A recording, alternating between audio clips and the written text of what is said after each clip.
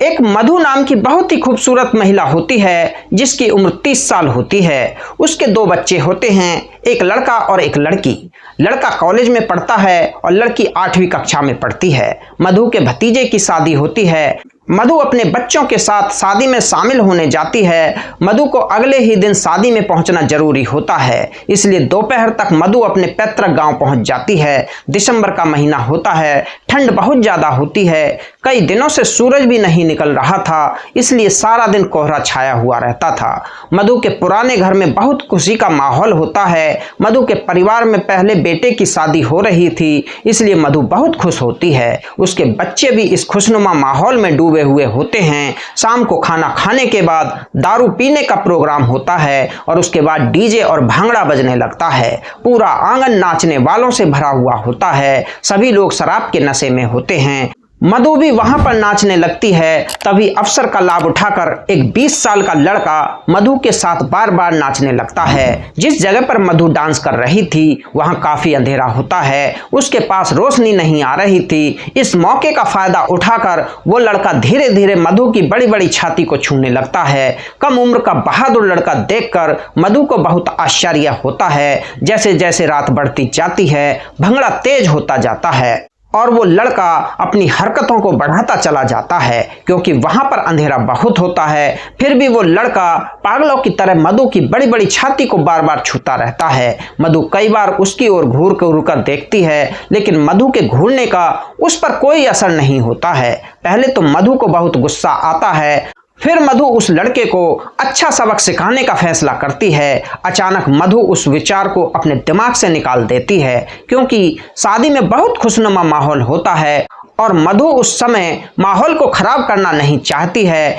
लेकिन वो लड़का मधु की चुप्पी को उसकी सहमति समझ लेता है और उसके साथ गंदी गंदी हरकतें करने लगता है। उस लड़के की हरकतें मधु को कुछ अच्छी लगने लगती हैं। धीरे धीरे उन हरकतों से मधु के अंदर भी गर्माहट होने लगती है। पार्टी में खुशी का माहौल होता है, हर कोई बहुत खुश नजर आता है। सब लोग मस्ती में नाच रहे होते हैं। मधु भी उस लड़के की हरकतों से शारीरिक संबंध बनाने के लिए तैयार हो जाती है और उस लड़के को भी पता चल जाता है कि मधु अब शारीरिक संबंध बनाने के लिए तैयार हो गई है। नाचते नाचते वो लड़का और मधु बाहर की तरफ एक कमरे में चले जाते हैं और कमरे में जाने के बाद वो लड़का मधु के साथ पीछे से शारीरिक संबंध बनाना शुरू कर देता है। लड़का मधु के साथ शारीरिक संबंध इस तरह से बनाता है कि उसकी सिसकारियां कमरे से बाहर आने लगती हैं। मधु के अंदर से उत्साह का एक उफान महसूस होने लगता है। लड़का मधु के गुलाबी होठों पर प्यार लुटाने लगता है। फिर मधु की लोमड़ी गीला होने लगती है। वो लड़का मधु के साथ शारीरिक संबंध बनाने के बाद मधु की तरफ देखने लगता है। मधु भी उसकी ओर देखती है, लेकिन वहां पर बहुत अंधेरा होता है। लेकिन फिर भी मधु उसके चेहरे पर मुस्कान देखती है। एक क्षण के लिए मधु को शर्म महसूस होने लगती है। तभी उस लड़के का बल्ला ढीला हो जाता है। फिर दोनों डांस कर रहे लोगों में शामिल हो जाते हैं। अब वो लड़का फिर मधु के पास आ जाता है। मधु उसकी ओर देखती है और वो लड़का बेशर्मी से हंसने लगता है, साथ ही मधु की ओर आंख भी मार देता है। मधु उसको देखकर मुस्कुराने लगती है। फिर वो लड़का वहां से खिसक जाता है। रात का 1 बजे का समय हो जाता है। उसी समय मधु का भाई डीजे बंद करा देता है और सभी को सोने के लिए कहने लगता है।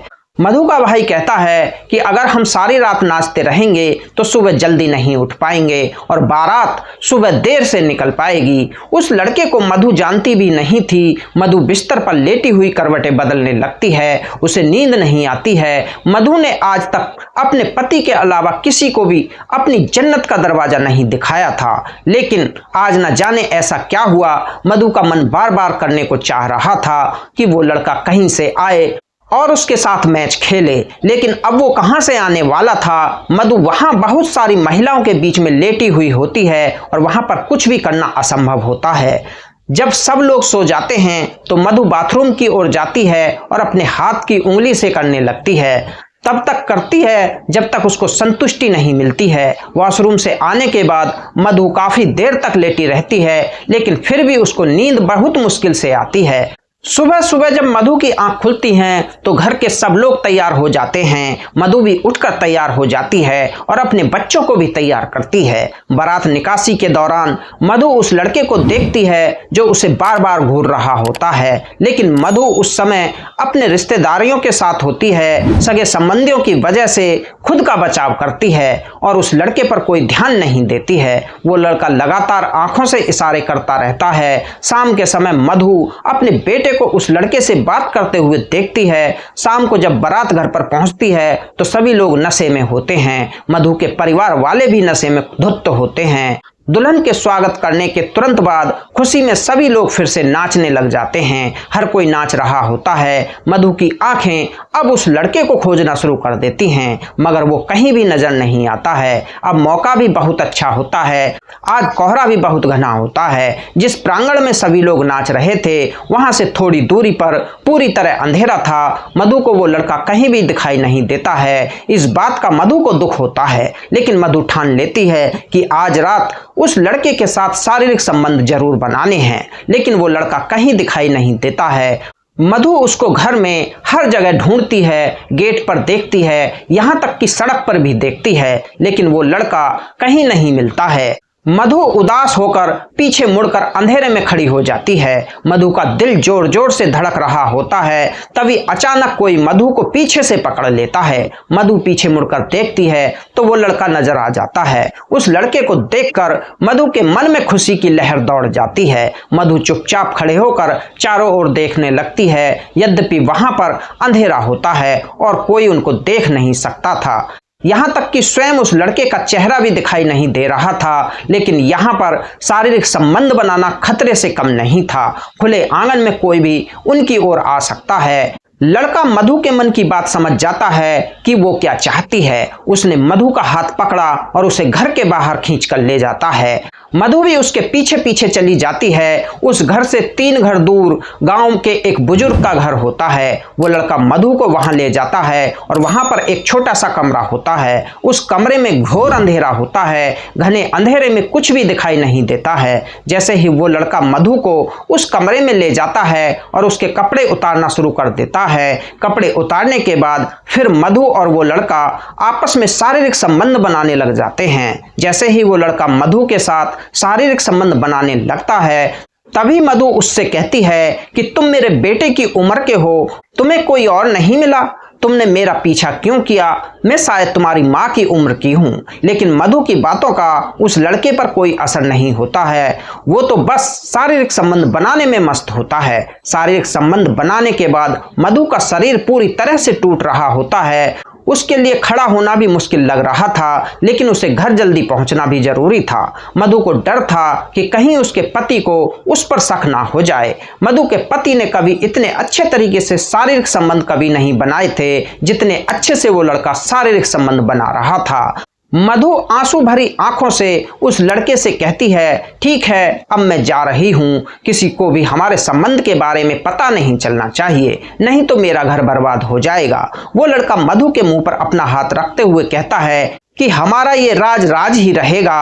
उस लड़के को मधु गले लगाती है और फिर जल्दी से घर लौट आती है। अभी भी घर में सभी लोग नाच रहे होते हैं। मधु का पति अभी भी नशे में ही होता है और शराब भी पी रहा होता है। मधु को बहुत तेज नींद आ रही थी। सोने के लिए बिस्तर पर चली जाती है और सुबह होने पर मधु की बेटी उसे जोर जोर से हिलाकर जगा देती है। मधु अपनी आंखें खोलती है और चारों ओर देखती है कि सभी लोग जाग रहे होते हैं, केवल मधु ही सो रही होती है। इससे मधु को बड़ा शर्म महसूस होती है। मधु घड़ी देखती है तो सुबह के 9 बज चुके होते हैं। मधु जल्दी से उठकर अपना चेहरा धोती है और अपने घर जाने को तैयार हो जाती है। मधु जल्दी से खाना खाती है और अपने घर के लिए निकल पड़ती है। जब मधु अपने घर पहुंच जाती है तो सोचने लगती है कि जो भी था, भले ही ये थोड़े समय के लिए ही मजा था, लेकिन था आनंददायक। कुछ दिनों के बाद मधु अपने भाई के बेटे और बहू से मिलने के लिए फिर से गांव जाती है। वो लड़का फिर से वहां पर मिल जाता है। मधु उसे देखकर खुश हो जाती है और वो लड़का भी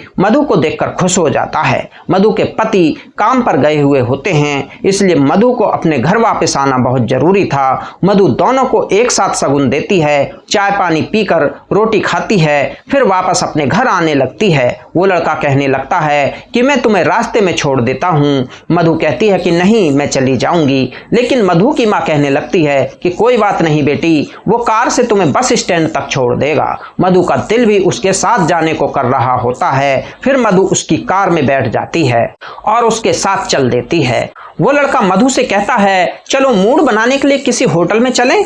दोपहर का 1 बज चुका था। मधु उस लड़के से कहती है कि मुझे 5 बजे से पहले अपने घर पहुंचना है, नहीं तो मेरे पति 5 बजे काम से घर आ जाएंगे। और उसके बाद वो लड़का मधु को एक होटल में ले जाता है, एक कमरा बुक करता है। वो दोनों फिर से मस्ती करने लग जाते हैं। मस्ती करते हुए मधु पूरी तरह से गर्म हो जाती है। उस लड़के का केला भी शारीरिक संबंध बनाने के लिए तैयार हो जाता है। फिर दोनों आधा घंटे तक अपने शारीरिक संबंध बनाते हैं। शारीरिक संबंध कुछ इस तरह से बनाते हैं कि मधु की सिसकारियों की आवाज बाहर आने लगती है। शारीरिक संबंध बनाने के बाद वो लड़का मधु को बस स्टैंड पर छोड़ देता है। बस में बैठकर मधु अपने घर पहुंच जाती है। इस कहानी के बारे में आपकी क्या राय है, कमेंट बॉक्स में जरूर लिखें। आज की वीडियो में इतना ही। वीडियो अगर अच्छी लगी तो वीडियो को लाइक शेयर कमेंट करें। अगर आप हमारे चैनल पर पहली बार आए हैं तो चैनल को सब्सक्राइब करें, घंटी वाले बटन को ऑल पर सेट करें ताकि आगे आने वाली वीडियो का नोटिफिकेशन सबसे पहले आपको मिलता रहे। मिलते हैं दूसरी वीडियो में किसी नई कहानी के साथ। तब तक के लिए धन्यवाद।